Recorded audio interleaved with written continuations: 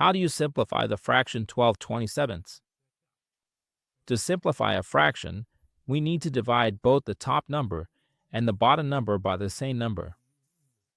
12 and 27 can both be divided by 3. 12 divided by 3 is 4, and 27 divided by 3 is 9. Now, we have the fraction 4/9. Is it possible to keep dividing? Is there any number that divides both 4 and 9 at the same time? There isn't. So, in this case, we've reached our irreducible fraction. We've finished simplifying the fraction 12/27. What does that mean? It means that the fraction 4/9 is equivalent to the fraction 12/27. They are fractions that represent the same amount. So, students, if life gives you a complicated fraction, just simplify it, just like we did here with the fraction 12/27. Moral of the story: fractions just want to be understood.